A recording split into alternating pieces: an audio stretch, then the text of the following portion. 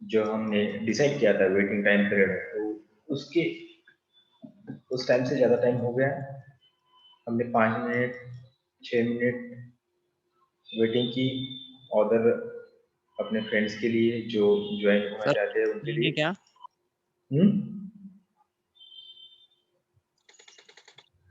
Okay. Sir paper होने वाले हैं क्या? हाँ, वो बताऊंगा मैं 2 मिनट। आपके जो पेपर्स है वो होने वाले हैं और बहुत जल्द होने वाले हैं। अब पेपर कभी भी हो, क्योंकि अपना सिलेबस तो कंप्लीट हो गया है, सिर्फ एक यूनिट जो प्रैक्टिकल बेस्ड यूनिट है वही अ, बाकी था, तो उसको हम अभी आने वाले दिनों में कंप्लीट कर देंगे। ओके, तो पहले 3-4 यूनिट जो है तो हमने इससे पहले ही कंप्लीट किए थे। तो सबसे पहले तो मैं यही कहना चाहूँगा कि इस साल का ये अपना पहला क्लास है। तो नया साल है, आप सभी को नए साल की बहुत-बहुत शुभकामनाएँ। Happy new year to all.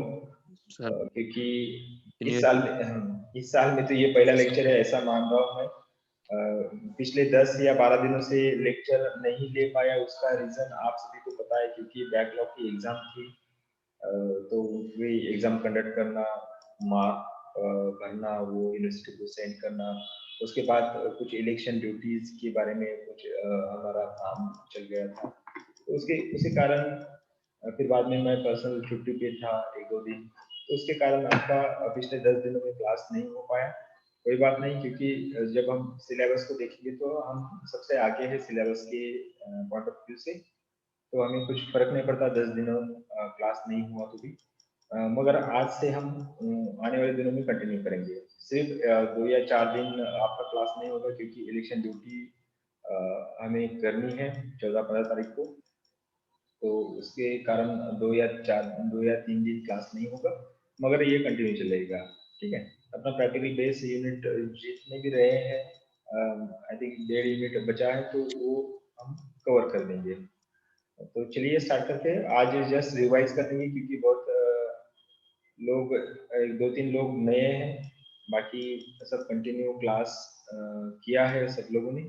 तो जो अभी तक 10 दिनों के पहले जो हमने कवर किया था उसका एक थोड़ा-सा रिवीजन यहाँ पे कर देंगे, और कल से या आज से ही हम नेक्स्ट जो हमारा पॉइंट चल रहा था उसको कंटिन्यू करेंगे, ठीक है? तो यहाँ से मैं स्लाइड को शेयर कर देता हूँ, तो आपको समझ में आएगा कि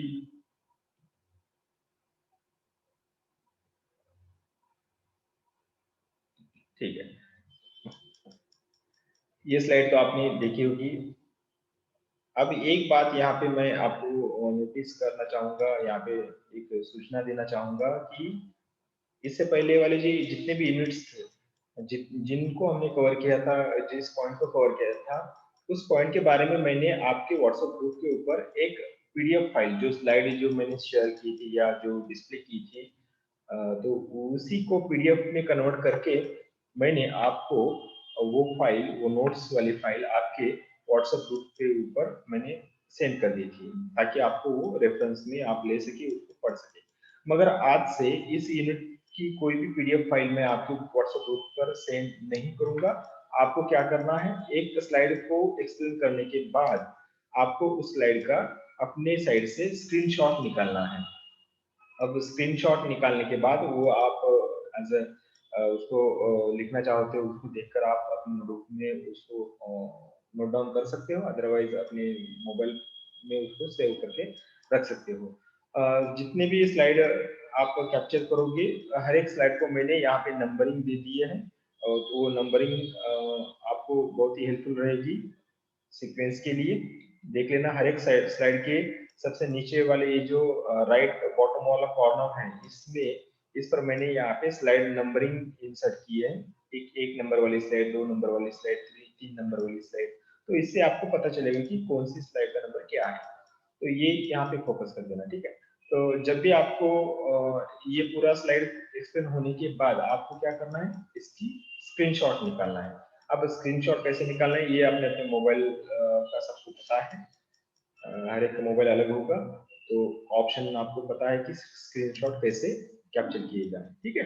तो हमने जो यूनिट स्टार्ट किया था प्रैक्टिकल बेस, तो उसमें सबसे पहले स्प्रेडशीट के बारे में जानकारी ली थी। स्प्रेडशीट क्या है, स्प्रेडशीट और वर्कशीट में क्या अंतर है, वर्कबुक में क्या अंतर है, इसके बारे में भी हमने डिस्कस किया था। तो क्या है, a spreadsheet is a large sheet having horizontal and vertical lines for arranging data and information in the matrix of row and columns। Means ये क्या है, एक लार्ज शीट है जिसमें हॉरिजॉन्टल और वर्टिकल लाइंस होती है, जिससे कि एक रो एंड कॉलम की मदद से जो बॉक्सेस बनते हैं, जो ग्रिड बनता है, जो मैट्रिक्स बनते हैं, उन सभी मैट्रिक्स को कलेक्टिवली हम स्प्रेडशीट कहेंगे। स्प्रेडशीट क्या है, तो एक बहुत बड़ा शीट होता है जिसमें हम कॉलम और रो की मदद से टेबल बनाते हैं। टेबल बनने के बाद जो एक एक बॉक्स जो होता है, उसको हम सेल कहते हैं, उस सेल में हम डेटा को इंसर्ट करते हैं ताकि हम उसका टेबलाइजेशन अच्छा करे, एडिटिंग अच्छा करे, फॉर्मेटिंग अच्छा करे, एनालाइजिंग अच्छा करे। ये सब एक्टिविटी हम उस स्प्रेडशीट की मदद से कर सकते हैं। मैंने एग्जांपल में बता दिया था कि जो मॉडर्न एरा के पहले जो पहले कंप्यूटर नहीं था, तब लोग स्प्रेडशीट का वापर यूज कैसे करते थे, उनका एनालाइजिंग करने का तरीका कैसा था। पुराने या आज से 50 साल पहले जो कंपनियां थी, वो अपने बैलेंस शीट को कैसे एनालाइज करते थे, तो उसके लिए इस स्प्रेडशीट का भी वो यूज करते थे, बड़ा सा कागज लेके। तो उस पे 2 या 4 साल की बैलेंस शीट को इंटर करके वो एनालिसिस करते थे पेज के हिसाब से, बहुत बड़ा पेज रहता था। मगर उसी काम को आज अगर आप देखते हो, तो वो सब काम आज इलेक्ट्रॉनिकली हम उसको कंप्लीट कर सकते हैं कंप्यूटर की मदद से, क्योंकि कंप्यूटर में आज बहुत सारे ऐसे सॉफ्टवेयर है जो स्प्रेडशीट रिलेटेड है, जिनकी मदद से हम कोई भी न्यूमेरिक डेटा हो, उस पर हम काम कर सकते हैं, उसको हैंडल कर सकते हैं, उसको एनालिसिस कर सकते हैं, उसका टेबल बना सकते हैं, उसका चार्ट बना सकते हैं। सब बातें हम इस इलेक्ट्रॉनिक प्लेटफॉर्म पे हमें बहुत आसानी से आज हम कर सकते हैं, क्योंकि आज मार्केट में बहुत सारे ऐसे स्प्रेडशीट सॉफ्टवेयर हैं जो हमने डिस्कस किए थे। उसमें से जो पॉपुलर सॉफ्टवेयर है वो है एक्सेल। ओके, तो इस स्लाइड में जो ध्यान देने वाली बात है, तो स्प्रेडशीट का मीनिंग हमने लिखा था। उसके बाद में दुनिया का सबसे पहला जो स्प्रेडशीट सॉफ्टवेयर जो है, डैनियल ब्रैकलिन ने बनाया था 1978 में, जिसका नाम था विजिक्लैट। जो सॉफ्टवेयर उसने बनाया था उसका नाम था विजिक्लैट। विजिक्लैट का फुल फॉर्म था विजिबल कैलकुलेटर। ओके, तो ये बातें हमने ऑलरेडी डिस्कस की थी, आपको जस्ट रिवाइज करना था, इसलिए मैंने इसको फिर से डिस्प्ले यहाँ पे किया है। एक बात समझ लेना सभी, फोकस करना, मैं जो अभी बोलने जा रहा हूँ, आपकी एग्जाम तो होने वाली है, ठीक है। आपकी एग्जाम फेब एंड में या फिर मिड में हो सकती है, ओके, या ज्यादा से ज्यादा मार्च के फर्स्ट वीक में हो सकती है। अभी डेट कोई तो फिक्स नहीं है, मुझे तो पता नहीं है अभी तक डेट फिक्स हुई है या नहीं है। मगर डेट का जो एग्जाम का जो टाइमिंग है, डेट जो है वो फेब के मिड में या फेब के एंड में या मार्च के स्टार्ट में हो सकता है। अब दूसरा इम्पोर्टेंट बात ये है कि आपकी जो एग्जाम है वो सब एग्जाम एमसीक्यू पैटर्न में होने वाली है। अभी तक तो होने वाली है, ये भी मैं कंफर्म नहीं कह सकता एक्चुअली यूनिवर्सिटी इसी फॉर्म में लेने वाली है या नहीं। मगर पॉसिबिलिटी तो यही है कि आपकी जो एग्जाम है वो एमसीक्यू फॉर्मेट में ही होगी। ओके, ये अगर मुझे आगे चल के कुछ पता चलता है, यूनिवर्सिटी का कोई लेटर आता है मेरे तक, तो मैं आपको 100% श्योरली ये बताऊंगा कि नहीं, आपकी एग्जाम एमसीक्यू पैटर्न में ही होने वाली है। अभी मैं प्राइमरी लेवल पर ये बात आप सभी को यहाँ पे बता रहा हूँ। तो आपकी आने वाली एग्जाम जो होगी वो एमसीक्यू पैटर्न में ही होगी। ओके, फिक्स नहीं है, ऐसा मानकर मत चलो कि एमसीक्यू ही होने वाली है। कंफर्मेशन लेटर अभी तक तो मेरे पास या मुझे नहीं मिला। जब भी मिलेगा तो मैं आपको 100% श्योरली ये बताऊंगा, ठीक है।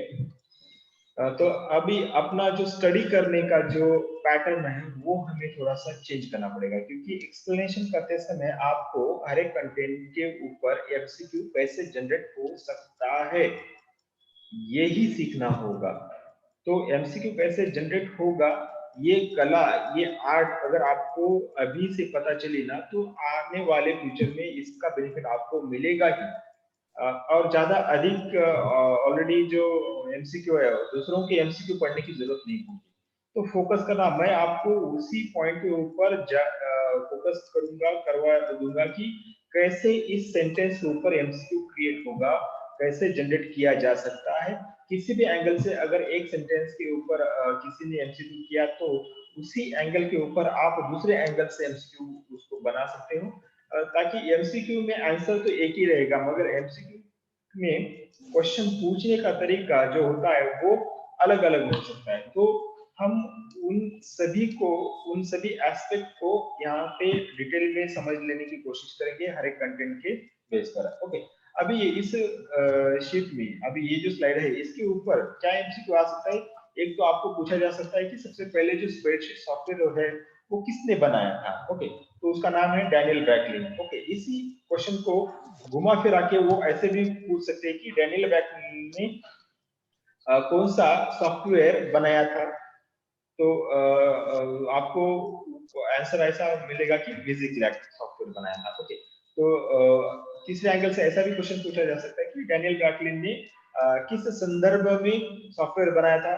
तो नीचे ऑप्शंस होंगे वर्ड, एक्सेल, पावर पॉइंट, तो और दूसरा होगा स्प्रेडशीट। तो आपको यहाँ पे एक्सेल भी है और स्प्रेडशीट भी है, तो सही आंसर होगा स्प्रेडशीट रिलेटेड या स्प्रेडशीट रेफरेंस में उन्होंने सॉफ्टवेयर बनाया था।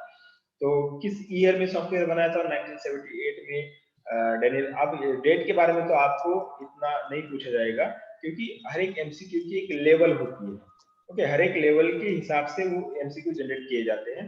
इतना डीप लेवल तो आपको नहीं आएगा कि किस ईयर में किसने कैसे बनाया था। तो यहाँ पे इस स्प्रेडशीट रिलेटेड आपको यही याद रखना है कि किसने इसको बनाया था और जिसने बनाया था उसका फर्स्ट सॉफ्टवेयर का नाम क्या था। ओके, जो स्प्रेडशीट बनती है तो वो किन लाइनों से बनती है? एक तो हॉरिजॉन्टल लाइन से भी बनता है और वर्टिकल लाइन से भी बनता है। और स्प्रेडशीट कैसे होता है? रो एंड कॉलम का जो मैट्रिक्स होता है, जो बॉक्स होता है, उन सभी बॉक्सेस को आप कलेक्टिवली स्प्रेडशीट कहते हो। ओके, और सिंगल ग्रिड और box of a spreadsheet called cell. जो स्प्रेडशीट का जो एक बॉक्स होता है उसको ग्रिड भी कहा जाता है और उसको सेल भी कहा जाता है। तो या इसी एंगल से भी आपको यहाँ पे क्वेश्चन आ सकता है कि स्प्रेडशीट में जो बॉक्स होता है उसको क्या कहते हैं? उसको कहते हैं सेल। तो अब मैं डिस्कस करते जाऊंगा कि एमसीक्यू कैसे आ जाएगा किसी पॉइंट के ऊपर, तो आप थोड़ा सा फोकस कर देना कि किस प्रकार से एमसीक्यू पूछा जा सकता है। ओके, तो उसके बाद में हमने देखा था एमएस एक्सेल के बारे में। एमएस एक्सेल क्या है एग्जैक्टली, किसने बनाया था, उसका यूज क्या है। इसका यूज क्या है एमएस एक्सेल का? क्योंकि ये डिजाइन किया गया है टेबलेटिंग करने के लिए, स्टोरिंग करने के लिए, एंटरिंग करने के लिए, एडिटिंग करने के लिए एंड एनालाइज करने के लिए। क्या क्या स्टोरेज करना, क्या टेबलेट करना, क्या एंटरिंग करना, क्या एडिटिंग करना, क्या एनालाइज करना। तो इसका आंसर है डेटा। डेटा को एनालिसिस करना, डेटा का टेबल बनाना, डेटा को सॉर्टिंग करना, डेटा को इंटरिंग करना, डेटा को एडिट करना, ये सब काम के लिए जो पॉपुलर सॉफ्टवेयर है वो है एक्सेल।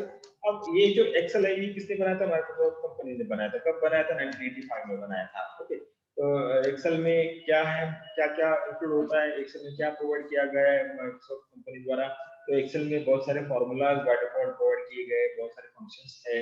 इसमें टेबल का ऑप्शन है, इसमें चार्ट का ऑप्शन है, इसमें मैक्रोस का ऑप्शन है, इसमें कंडीशनल फॉर्मेटिंग का ऑप्शन है। बहुत अलग अलग फॉर्मेट, अलग अलग ऑप्शंस है इसमें, जो किसी भी यूजर को अपने डेटा को एनालिसिस करने के लिए या हैंडल करने के लिए उसको आसानी होती है। ओके, तो यही बातें हमने डिस्कस की थी। उसके बाद में एक्सेल फाइल को जो होती है उसको वर्कबुक भी कहा जाता है। वर्कबुक में एक वर्कबुक में बाय डिफॉल्ट 3 वर्कशीट होती है। एक वर्कशीट को बाय डिफॉल्ट जो नाम होता है वो बुक 1 ऐसा नाम होता है। इसका फाइल एक्सटेंशन जो है वो क्या होता है? .xlsx ऐसा इसका फाइल एक्सटेंशन, यानी कि फाइल का फॉर्मेट जो होता है, जैसे पीडीएफ फॉर्मेट होता है वैसे एक्सेल का फॉर्मेट जो है वो .xlsx ऐसा होता है, जो 2007 का जो एमएस एक्सेल का सॉफ्टवेयर है। ठीक है, ये बातें तो हमने की थी। उसके बाद में हमने फैक्ट एंड इंपॉर्टेंस पॉइंट्स भी हमने यहाँ पे कवर किए थे। तो इसका आप स्क्रीनशॉट निकाल लेना, क्योंकि मैं इसकी पीडीएफ फाइल आपके व्हाट्सएप ग्रुप पर नहीं भेजने वाला हूँ। तो आपको ये सभी जो इसका स्क्रीनशॉट निकाला आपने फर्स्ट यस स्लाइड सर। का, ओके। उसके बाद में इसका एमएस एक्सेल 2 नंबर स्लाइड का यस स्क्रीनशॉट हाँ निकालो। सर, इसका भी हो गया। ठीक है, ये फैक्ट एंड इम्पोर्टेंस इसका भी आप स्क्रीनशॉट निकाल लो। सर इसको निकाल ठीक है, तो इसके बाद निकालिए सर। ओके, तो आप निकालते रहना, अगर किसी का मिस हो गया तो आप मुझे बोल देना, मैं फिर से वो स्लाइड शो कर दूंगा। ठीक है, तो फैक्ट 2 नंबर का और फिगर्स के बारे में भी हमने उसको जान लिया था कि टोटल नंबर ऑफ कॉलम्स कितने होते हैं, टोटल नंबर ऑफ रोज कितने होते हैं, टोटल नंबर ऑफ सेल्स कितने होते हैं, हो गया। बाय डिफॉल्ट वर्कशीट कितनी होती है, ये सब हमने डिस्कस किया था। ओके, तो फिर से रिवाइज कर देंगे टोटल नंबर ऑफ। अब ऐसा भी क्वेश्चन आ सकता है आपको कि एक वर्कशीट में कितने कॉलम्स होते हैं, नीचे आपको अलग अलग डिजिट्स दिखाई देंगी ऑप्शन के तौर पर।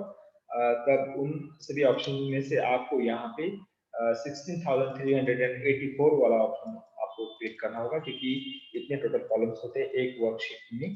ओके, उसके बाद टोटल जो वर्कशीट होती है उसमें कितने रोज होते हैं, तो 10,48,576 रोज होते हैं एक वर्कशीट में।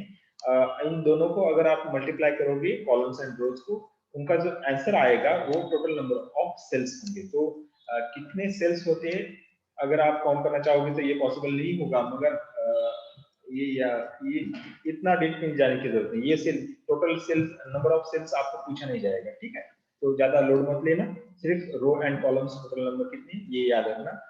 बाद में आपको वर्कबुक को ही स्प्रेडशीट कहा जाता है, ये याद रखना। एक वर्कबुक में 3 वर्कशीट होती है, ये याद रखना। फाइल एक्सटेंशन याद रखना, फाइल एक्सटेंशन एमएस एक्सेल 2007 का फाइल एक्सटेंशन .xlsx, इसकी सीक्वेंस याद रखना, डॉट हमेशा रहता है। ठीक है, फाइल एक्सटेंशन में जो सिंटैक्स होता है एक्सटेंशन का वो डॉट से स्टार्ट होता है, तो डॉट xlsx। अब इसमें एमसीक्यू कैसा पूछा जा सकता है देख लेना। ओके, आपको पूछा जाता है कि एमएस एक्सेल 2007 का फाइल एक्सटेंशन क्या है, उसमें ऑप्शंस होंगे। पहला ऑप्शन होगा एक पीडीएफ, दूसरा ऑप्शन होगा XLSX। ओके, रिपीट करता हूं, ऑप्शन XLSX। तीसरा ऑप्शन होगा .XXLS और चौथा ऑप्शन होगा .XLSX। अब जो फोर्थ वाला जो ऑप्शन है वो सही है, मगर इससे पहले वाले जो ऑप्शन है, पहले वाला जो ऑप्शन मैंने पीडीएफ जो बताया था ये आपको 100% पता होगा कि ये गलत है। ओके, मगर जब आप दूसरे ऑप्शन बी वाला ऑप्शन को देखोगे तो आप वहां पे आपका माइंड क्या करेगा, नहीं यही सही है, आप तीसरा और चौथा ऑप्शन नहीं पढ़ोगे। तो यहाँ पे ऐसे आपको कंफ्यूज करने के लिए, आपको आपके माइंड को डाइवर्ट करने के लिए ये ऑप्शंस ऐसे जानबूझकर वहां पे इंटर किए जाते हैं। अब दूसरा वाला जो ऑप्शन था वो भी सही है, मगर क्या नहीं था उसमें नहीं था डॉट। .XLSX ऐसा नहीं था, सिर्फ XLSX ऐसा ही था। तो जब आप बी पे देखोगे तो आप बी पे क्लिक करोगे, तो वैसा नहीं करना है। सबसे पहले एमसीक्यू में क्या करना है, चारों ऑप्शन को सबसे पहले देखना है, सबसे पहले रीड करना है, और उसके बाद ही जो बराबर आंसर है उसको क्लिक करना है। अब यहाँ पे एक ट्रिक ऐसी भी होती है, एमसीक्यू का क्वेश्चन पेपर जब आप छोड़ोगे ना, उसका एक ट्रिक है। वो क्या ट्रिक है, आप जब एक क्वेश्चन पढ़ते हो उसका नीचे वाले ऑप्शंस पढ़ते हो 4, तो आपको क्या करना है, पहले नेगेटिव पॉइंट ऑफ व्यू से सोचना है कि इसका आंसर क्या नहीं है, कौन सा आंसर गलत है, ये पहले पकड़ में आता है। कौन सा आंसर गलत है ये पहले पकड़ में आता है, 4 में से कौन सा आंसर गलत है उसको देखो, उसको समझो। ठीक है, 4 में से पहला आंसर गलत है तो उसको कट कर दो। अब आपका माइंड जो है वो 3 ऑप्शन के ऊपर फोकस हो जाएगा। फिर से अगर आप नेगेटिव पॉइंट ऑफ व्यू से सोचोगे इन तीनों में से गलत कौन है भाई, तो गलत कौन हो सकता है, तो 3 में से आपको समझ में आ सकता है कि गलत कौन सा है, तो आप गलत भी ढूंढ सकते हो बहुत जल्दी। तो दूसरा भी आंसर आपको 3 में से जो दूसरा गलत है वो भी आप बहुत आसानी से उसको समझ सकते हो। तो 4 में से 2 तो गलत है, अब 2 में से सही कौन है वो उसको उसके ऊपर फोकस करना है, तो आपको बहुत जल्दी वो कैप्चर हो जाएगा। तो क्या करना है, एमसीक्यू का क्वेश्चन छुड़ाते समय 2 पॉइंट ऑफ व्यू से सोचना है, एक क्या नहीं है और दूसरा पॉइंट ऑफ व्यू क्या है, क्या सही है। ओके, तो ऐसा जब आप थिंकिंग करोगे किसी क्वेश्चन के ऊपर, तो 20 में से 20 मार्क आपके हाथ में होंगे। अगर 20 क्वेश्चन आते हैं आपको एमसीक्यू में, तो वो सही हो जाएंगे सभी, ठीक है। उसके बाद हमने देखा था बाय डिफॉल्ट रो की हाइट कितनी होती है, जो सेल होता है उसकी सेल हाइट कितनी होती है, ओके।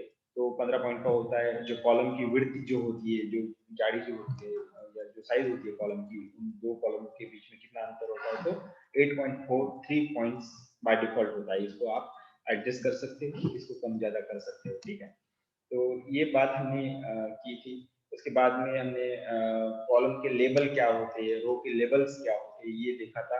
तो X F D is the last column of column label of MS Excel. जो कॉलम का लेबल जो है वो लास्ट क्या है, एक्स एफ डी, और लास्ट रो का जो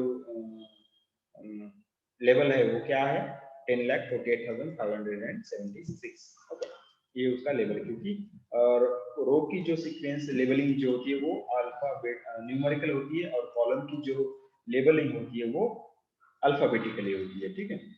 ये बातें तो हमने डिस्कस की थी। बाद में रिलीज कब हुआ था एक्सेल, 13 सितंबर 1985 को एक्सेल को रिलीज किया गया था माइक्रोसॉफ्ट कंपनी द्वारा। ये हमने डिस्कस किया था। बाद में हमने फंक्शनिंग के ऊपर यहाँ पे फोकस किया था, फंक्शंस क्या है, एमएस एक्सेल की यूज क्या है, ये बातें भी हमने डिस्कस की थी। सॉर्टिंग, अब एक्सेल का यूज किए इसलिए किया जाता है डेटा को सॉर्टिंग करने के लिए। अब डेटा कोई भी हो सकता है, फाइनेंशियल हो सकता है, डिजिटल डेटा हो सकता है, किसी कंपनी का हो सकता है, कोई भी डेटा हो, ओके। तो उसको डेटा को सॉर्ट करने के लिए, डेटा को ग्राफिकल प्रेजेंटेशन करने के लिए, सॉर्टिंग एंड फिल्टरिंग करने के लिए, ओके, फॉर्मेटिंग करने के लिए, स्टोरिंग करने के लिए, ये सभी एक्टिविटी जो है हम एक्सेल की मदद से करते हैं। ओके, एक्सेल में ड्रैग एंड ड्रॉप वाला ऑप्शन है, एक्सेल में चार्ट वाला ऑप्शन है जिसकी वजह से हम चार्ट बना सकते हैं। एक्सेल में पिवट टेबल वाला ऑप्शन है। पिवट टेबल एक्सेल में अपने डेटा के हिसाब से हम अपने डेटा एनालिसिस को बहुत, या अपने रिपोर्ट को बहुत अच्छी तरह से प्रेजेंट कर सकते हैं पिवट टेबल की मदद से। उसके बाद कंडीशनल फॉर्मेटिंग एक बटन है या एक ऑप्शन है जिसकी मदद से हम एट ए टाइम एक ही समय पर अपने पूरे डेटा को एक ही समय पर उसकी फॉर्मेटिंग कर सकते हैं, उसकी साइज चेंज कर सकते हैं, कलर चेंज कर सकते हैं, उसकी फॉर्मेटिंग कर सकते हैं। तो उसको कहा जाता है एक ही टाइम पे जो सब करने के लिए जो बटन है एक्सेल में, वो उसको कहा जाता है कंडीशनल फॉर्मेटिंग। उसके बाद जो फॉर्मूला फंक्शन है, बहुत सारे फॉर्मूला एंड फंक्शन एक्सेल में बाय डिफॉल्ट प्रोवाइड किए गए हैं। जिसको जिस फॉर्मूला की आवश्यकता होगी वो उसके हिसाब से वो फॉर्मूला एंड फंक्शन यूज कर सकता है। अब हमें कॉमर्स फील्ड की अगर बात करें तो हमें एक्सेल में बहुत सारे ऐसे फॉर्मूले जिनको हम यूज करते हैं। बैंक में भी बहुत सारे फॉर्मूलाज का यूज किया जाता है। आप किसी बैंक में गए होंगे तो इंटरेस्ट कैलकुलेशन का अगर मैटर है, या कोई किसी लोन का जो मैटर है, वो लोन का ईएमआई हो, इंटरेस्ट कैलकुलेशन हो, वो बैंक वाले क्या करते हैं, किसी एक्सेल में ही वो कैलकुलेट करते हैं। अभी स्पेशली हर एक बैंक का अलग अलग सॉफ्टवेयर है, उसमें भी वो करते हैं, मगर जो पुराने समय में क्या करते थे, जो बैंक के एम्प्लॉय थे, वो एक्सेल में ही ये सब कैलकुलेट करते थे, ठीक है। डेटा को इंपोर्ट करना, एक्सपोर्ट करना, यानी कि एक सिस्टम से दूसरे सिस्टम का तक डेटा को ट्रांसफर करना, या किसी अदर सिस्टम से डेटा को इंपोर्ट करना, ये सब बातें इस एक्सेल फाइल में होती है या एक्सेल सॉफ्टवेयर में होती है। प्रिंटिंग फैसिलिटी होती है। मैक्रोज वाला सबसे बढ़िया जो ऑप्शन है एक्सेल में, मैक्रोज वाला बहुत ही मैंने इसको बहुत बार यूज किया है। मैक्रोज वाला जो ऑप्शन है बहुत बढ़िया है। इसका एक छोटा सा एग्जांपल मैं यहाँ पे दूंगा कि मैक्रो ऑप्शन तब यूज किया जाता है जब आप एक्सेल में एक ही काम बार बार करते हो। एक ही चार्ट, मान लो कि आप एक ही चार्ट हर रोज, आपको एक चार्ट या एक टेबल बनाना पड़ता है, या एक डेटा बनाना पड़ता है, या कोई भी ऐसा डेटा जो आपको हर रोज एक्सेल में टाइप करना पड़ता है, तो रोज टाइप करना, रोज टाइम उसको खर्च करना, वो जरूरत नहीं होती। मैक्रोज में क्या होता है, एक ही एक्टिविटी को आप क्या कर सकते हो, रिकॉर्ड कर सकते हो। जैसे आप अपने मोबाइल में अपने खुद का वीडियो जब जैसे रिकॉर्ड करते हो और बाद में कभी भी आप उसको देख सकते हो, उसी प्रकार से एक्सेल में ये क्या है, एक्टिविटी रिकॉर्ड करने वाला एक ऑप्शन है। कोई भी एक्टिविटी अगर आप करते हो तो उसको मैक्रोज बटन से ऑन कर देना। जो कुछ एक्टिविटी आपने की है वो रिकॉर्ड हो जाएगा, और जो एक्टिविटी रिकॉर्ड हुई है बाद में आपको उसको एक शॉर्टकट की देनी पड़ती है, ताकि वो सब रिकॉर्डिंग फिर से उस स्क्रीन पे आ जाए। मान लो कि मैंने जो एक्टिविटी कर रहा हूँ वो हर रोज डेली करता हूँ, उसके लिए मैंने एक शॉर्टकट की सेलेक्ट की, मान लो कि शिफ्ट प्लस ई। तो जो रिकॉर्डेड एक्टिविटी मैंने शिफ्ट प्लस ई के ऊपर रिकॉर्ड की है, अगर मैं दूसरी फाइल ओपन करता हूँ एक्सेल की, अगर मैं उस नए फाइल में शिफ्ट प्लस ई प्रेस करता हूँ, तो जो रिकॉर्डेड पूरा डेटा जो है वो ऑटोमेटिकली आ जाएगा। बहुत टाइम को बचाने वाला ये ऑप्शन है मैक्रोस, बहुत बढ़िया ऑप्शन है। आगे देखेंगे अगर टाइम मिला तो हमें, ठीक है। बाद में हमने इसके बारे में क्लासिफिकेशन, स्क्रीन का क्लासिफिकेशन भी देखा था, स्क्रीन को कैसे क्लासिफाई किया जाता है, वो भी क्लासिफिकेशन देखा। पिछले बार भी हमने वर्ड का क्लासिफिकेशन किया था, उसके बेस पर ही हमने यहाँ पे क्लासिफिकेशन किया था। ओके, उसके बाद हमने वर्क बुक को क्या कहा जाता है, किससे वर्क बुक कहेंगे, it is like a notebook. एक नोटबुक जैसे होती है उसी प्रकार से ये नोटबुक होती है, और नोटबुक में जिस प्रकार से पेज होता है उसी प्रकार से एक वर्कबुक में वर्कशीट होती है, ये समझ लिया था। उसके बाद में हमने वर्कशीट के बारे में ये जानकारी ली थी। वर्कशीट वर्कबुक के बारे में तो हो गया। उसके बाद में वर्कशीट के बारे में जो जानकारी ली थी हमने, तो इसको भी हमने बहुत डिटेल से एक्सप्लेन किया था कि क्या लिखना चाहिए। अब लिखने की बात तो नहीं है अभी, तो आपको एमसीक्यू पैटर्न से हम इसको उसी पॉइंट ऑफ व्यू से देखेंगे। इसमें इम्पोर्टेंट बात क्या है कि वर्किंग एरिया जो होता है कॉलम्स या वो एक्सेल वर्कशीट में जो वर्किंग एरिया होता है उसको क्या कहा जाता है, उसको कहा जाता है वर्कशीट। ओके, वर्कशीट में क्या रो एंड कॉलम का वो कॉम्बिनेशन होता है जो यूज किया जाता है inserting various types of data and perform various types of operation on data. Okay, एक जो रो एंड कॉलम्स होते हैं उनकी मदद से जो ग्रिड क्रिएट होती है या जो सेल बनता है, उस सेल में डेटा को इंसर्ट करने के बाद एक्सेल में या वर्कशीट में हम उस वर्कशीट के सेल के अंदर जो डेटा है उसको हम मैनिपुलेट कर सकते हैं, उसको हैंडल कर सकते हैं, उसको फॉर्मेट कर सकते हैं। तो यही काम होता है वर्कशीट का। ओके, वर्कशीट में एक वर्कशीट में बाय डिफॉल्ट कितने कॉलम्स होते हैं, रोज होते हैं, ये भी बात हमने यहाँ पे इंसर्ट की है। अगर थ्योरी बेस अगर आपको क्वेश्चन आता है तो ये सब आपको लिखना होगा, ऐसा हमने इससे पहले भी आपको कहा था। ओके, तो इसके बारे में चर्चा हो गई थी। कॉलम के बारे में चर्चा हो गई थी। कॉलम के बारे में आपको क्या याद रखना है, कॉलम का लेबलिंग कैसे होता है। कॉलम का लेबलिंग यानी कि वर्टिकल लेबलिंग कैसा होता है, अल्फाबेटिकल होता है, यानी और कैरेक्टर होते हैं। जो एक नंबर का कॉलम उसको लेबल होता है ए, 2 नंबर का कॉलम उसको लेबल होता है बी, ऐसे अल्फाबेटिकली इसकी लेबलिंग होती है। कॉलम्स क्या होता है, वर्टिकल लाइंस होती है, वर्टिकल लाइंस को ही कॉलम कहा जाता है, वर्टिकल लाइंस। ओके, उसके बाद टोटल नंबर ऑफ कॉलम का डिजिट आपको याद रखना है, और लास्ट फर्स्ट और लास्ट कॉलम का जो लेबल है उसको भी याद रखना है। फर्स्ट कॉलम का लेबल ए है तो लास्ट कॉलम का लेबल क्या है, एक्स एफ डी। कॉलम की सीक्वेंस भी हमने समझ ली थी, कॉलम की सीक्वेंस कैसी रहती थी, ए टू जेड ए से लेके जेड तक सीक्वेंस होती है। जेड खत्म होने के बाद फिर से एक ए से स्टार्ट होता है तो ए जेड तक खत्म होता है, बाद में बी ए से स्टार्ट होता है तो बी जेड तक खत्म होता है, सी ए से स्टार्ट होता है तो सी जेड तक खत्म होता है। ऐसे इस प्रकार से जो सीक्वेंस चलती आती है, तो एंड कहाँ पे होती है, एक्स एफ ए से स्टार्ट होके एक्स एफ डी तक वो एंड हो जाती है, एक्स एफ जेड तक खत्म नहीं होती है। तो यहाँ पे सीक्वेंस देख लेना, या सीक्वेंस के बारे में यदि एमसीक्यू क्वेश्चन आता है तो आपको ऐसा पूछा जा सकता है कि एमएस एक्सेल में जो कॉलम होते हैं उनकी जो लेबलिंग होती है उस लेबलिंग की सीक्वेंस क्या है।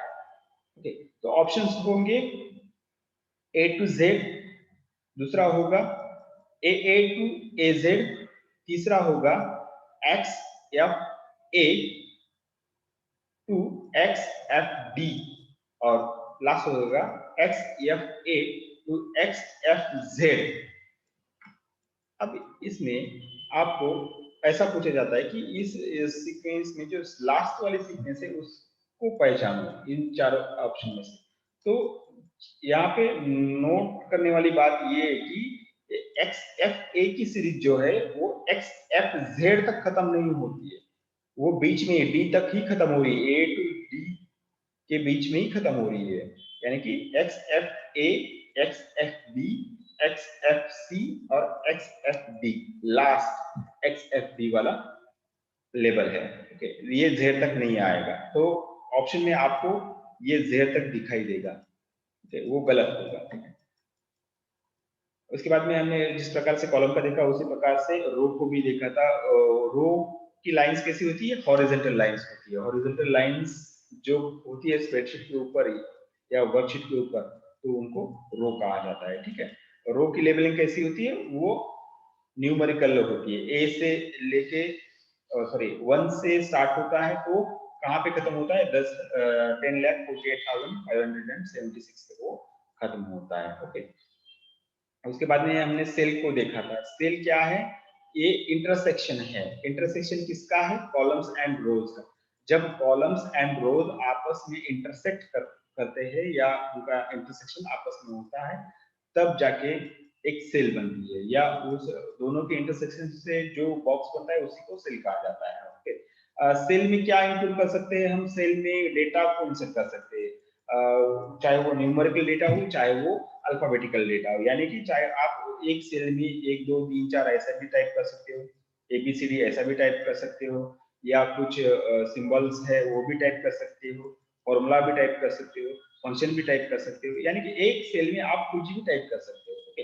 मगर उसकी एक लिमिट है, पर्टिकुलर लिमिट तक आप एक सेल में पर्टिकुलर डेटा को इंसर्ट कर सकते हो। वो लिमिट क्या बताई थी, कितने कैरेक्टरिस्टिक या कितने कैरेक्टर तक आप कितने कैरेक्टर तक आप उस डेटा में उस सेल में डेटा को इंसर्ट कर सकते हो। तो टोटल नंबर ऑफ कैरेक्टर कितने हैं, 32,767, ओके। तो इतना डेटा आप उस एक सेल में इंसर्ट कर सकते हो, ठीक है। तो इससे क्या होगा कि आपको आपके उस एक सेल की मैक्सिमम लिमिट आपको पता चलती है। तो अगर डीपली अगर किसी ने क्वेश्चन पूछा तो आपको ये लिमिट भी पूछी जा सकती है कि एक सेल में कितने कैरेक्टर तक आप डेटा इंसर्ट कर सकते हो। तो नीचे आपको ऑप्शंस देंगे वो डिजिट के फॉर्म में, 10, 15, 10,000 या 32,767, ठीक है। तो ऐसा ऑप्शंस आया तो आपको झट से ये 32,767 कैरेक्टर्स जो है वो सही आंसर आपको सिलेक्ट करना पड़ेगा, okay. The inserted data is a cell can be formatted. अब जो डेटा में जो सेल में डेटा इंसर्ट किया जाता है या ऑलरेडी किया गया है, उसको आप फॉर्मेट कर सकते हो, उसमें चेंजेस कर सकते हो, उसको एडिट कर सकते हो, ओके। जो स्पेसिफिक लोकेशन जो होता है किसी से, हर एक सेल के लिए एक एड्रेस होता है। जैसे कि अपने आपके घर के लिए एक पर्टिकुलर एड्रेस है, उसी प्रकार से पूरी वर्कशीट में जो सेल होती है, हर सेल का एक एड्रेस होता है। हर सेल का एक एड्रेस होता है, वो भी एक पर्टिकुलर फॉर्म में होता है। वो तो सेल, हर एक सेल को सेल एड्रेस होता है, उसका फॉर्म कैसे होता है, A2 B2 ऐसे। फॉर एग्जांपल मैंने यहाँ पे लिखा था जो हमने डिस्कस किया था, उसी प्रकार से पहली जो सेल होती है उसका सेल एड्रेस क्या होगा, A1। जो लास्ट वाली सेल होती है उसका एड्रेस होगा XFD 10,48,576, ओके। तो ये बातें आपको याद रखनी है कि कैसे डिफाइन किया जाता है सेल को, ओके, उसका यूज क्या है, उसका सेल एड्रेस, एक्टिव सेल किसे कहेंगे, ये बातें हमने डिस्कस की थी। जस्ट यहाँ पे उसका रिवीजन चालू है। उसके बाद हम एक्टिव सेल को देखा था। एक्टिव सेल किसे कहेंगे, जो डार्क बॉर्डर होती है किसी एक बॉक्स के आजू बाजू में, जो डार्क बॉर्डर आपको दिखाई देगी वो सेल क्या होती है, वो सेल एक्टिव सेल होती है। तो एक्टिव सेल में एक्टिव सेल के कारण एक्टिव सेल हमें कैसे हम उसको आइडेंटिफाई कर सकते हैं, जो सेल के आजू बाजू में डार्क बॉर्डर होती है उसको हम एक्टिव सेल कहते हैं, ठीक है। तो ये बातें हमने ऑलरेडी कवर की थी। सेल एड्रेस को भी कवर किया था। सेल एड्रेस क्या है, हर एक सेल एड्रेस एक यूनिक नंबर होता है, वो चेंज नहीं होते रहता है। सेल रेफरेंस, ठीक है। ये तो हो गया रिवीजन। तो नेक्स्ट कल से हम जो अपना